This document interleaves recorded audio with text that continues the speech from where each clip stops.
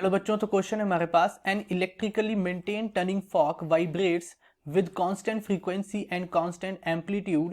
If the temperature of the surrounding air increases but pressure remains constant, the sound produced will have। ठीक है, तो अगर मैं उस सराउंडिंग का टेम्परेचर इंक्रीज कर देता हूं तो जो साउंड प्रोड्यूस होगी उसी कौन सी चीज पे इफेक्ट पड़ेगा? वेवलेंथ पे, वेलोसिटी पे, फ्रीक्वेंसी पे या टाइम पीरियड पे। ठीक है, तो देखो, जब हम मान लो हमने अगर टेम्परेचर को इंक्रीज किया, ठीक है, टेम्परेचर मैंने क्या कर दिया? इंक्रीज कर दिया।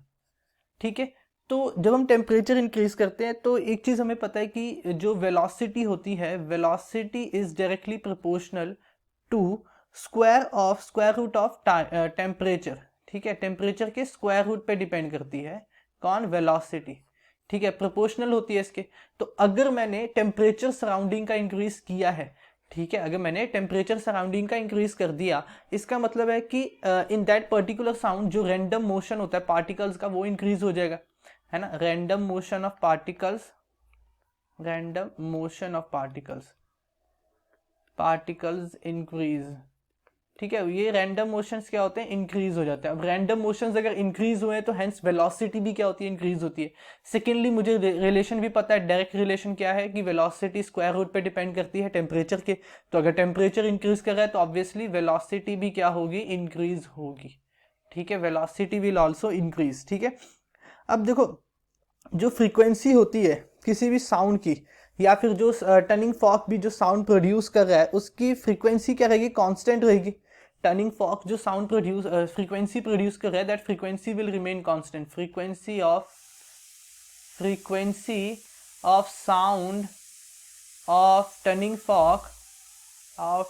Fork will remain constant. ठीक है, क्योंकि इसका रिलेशन ये कोई कि मतलब जो फ्रीक्वेंसी होता है वो कभी भी टेम्परेचर पे डिपेंड नहीं करती कि वो टेम्परेचर के साथ चेंज हो जाएगी। ठीक है, तो फ्रीक्वेंसी तो हमेशा कांस्टेंट रहती है। बात करें अगर वेवलेंथ की, तो वेवलेंथ क्या होता है हमारे पास? वेवलेंथ हम लिखते हैं lambda is equal to velocity divided by frequency. ठीक है, फ्रीक्वेंसी तो कांस्टेंट रहेगी with respect to temperature, but हमें पता है कि with respect to the temperature velocity is increasing. ठीक है, अगर टेम्परेचर इंक्रीज कर रहा है तो वेलोसिटी इंक्रीज कर रही है, एंड वेवलेंथ जो है वो डायरेक्टली प्रोपोर्शनल है वेलोसिटी के, तो वेवलेंथ भी इंक्रीज करेगा। ठीक है, तो दो क्वांटिटीज यहाँ पे इंक्रीज कर रही है, that is velocity and wavelength. Talking about time period, तो टाइम पीरियड क्या होता है? 1 bye frequency, inverse of frequency. Okay, तो अगर फ्रीक्वेंसी कांस्टेंट है तो obviously time period will also remain constant.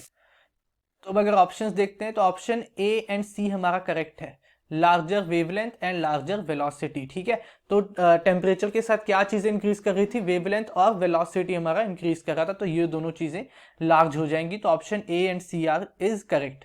I hope you understand it well. Thank you.